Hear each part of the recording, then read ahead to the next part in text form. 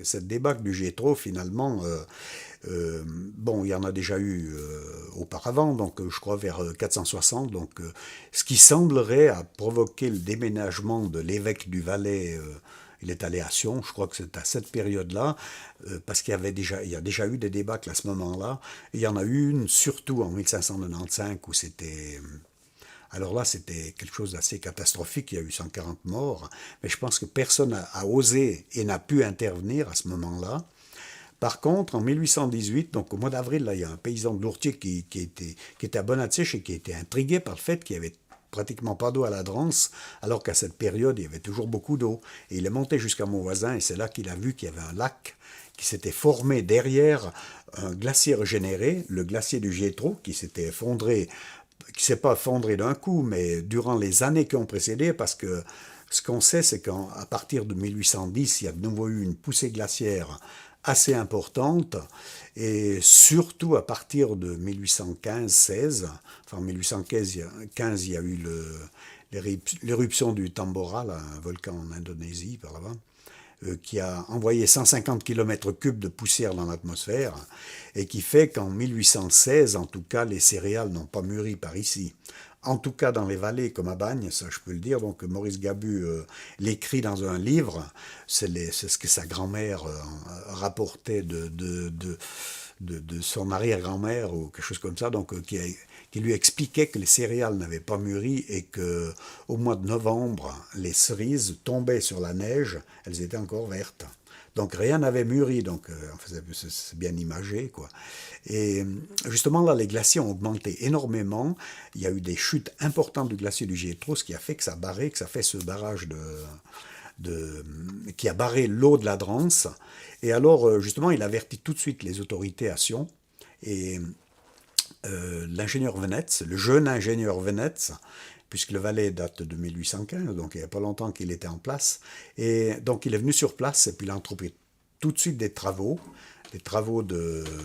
Et je trouve qu'il a fait quelque chose de fabuleux là, à cette époque d'envisager ce qu'il a fait, c'est-à-dire de percer un tunnel de 198 mètres, sauf erreur, de long, dans la glace. Donc ça a duré un mois, ce percement de galerie. Il a estimé, d'après les quantités d'eau qui venaient, il s'est dit en perçant le tunnel à cette altitude, on devrait arriver à peu près en même temps que l'eau arriverait à cette hauteur. Et justement, donc, il a fait ses travaux. Ça n'a pas été facile parce qu'il y avait des chutes de sérac, d'après les écrits, en tout cas, donc de Bridel et tout ça. Il y avait des chutes de sérac de l'ordre de 4 à 5 000 mètres cubes de glace qui tombaient encore et qui effrayaient justement tous ces ouvriers. Et le 3 juin, donc on peut dire un mois après, le tunnel était percé et l'eau a commencé à s'écouler, je crois, vers le 10 juin. Donc durant ces 6 à 7 jours, là, ils ont abaissé encore le niveau du tunnel pour que l'eau puisse s'engouffrer le plus rapidement possible par ce tunnel pour commencer à faire baisser le niveau du lac, ou du moins qu'il n'aille pas plus haut. Mais au moment où il a commencé à baisser, donc il y avait l'ordre de grandeur, c'était 28 millions de mètres cubes qui avaient d'eau derrière cette glace, ce barrage de glace. Et il a réussi à baisser le niveau de l'eau de 9 mètres. Je crois que ça fait que, dans le fond, il restait environ 18 millions de mètres cubes quand le 16 juin, donc l'eau ayant tout rongé l'avant du cône de glace, a baissé aussi le niveau, donc coupé un peu en quelque sorte ce cône de glace, étant donné que l'eau avait peut-être quelques degrés de plus que la glace. Et tout est parti là d'un bloc à 4h30 le 16 juin et en demi-heure le lac s'est vidé, ce qui représente dans le fond un débit moyen de la Drance de 10 000 mètres cubes à la seconde. C'est quand même énorme comme débit. Il y a peut-être eu des pointes au début à 15 000 mètres cubes, mais enfin, ça a ravagé toute la vallée, tout ce qui, bien sûr, qui restait plus de pont, bien entendu. Et là où il y a eu le plus de morts, c'est quand même à Martigny. Parce qu'il semblerait qu'il y ait eu un petit problème de contact, donc il devait allumer des feux.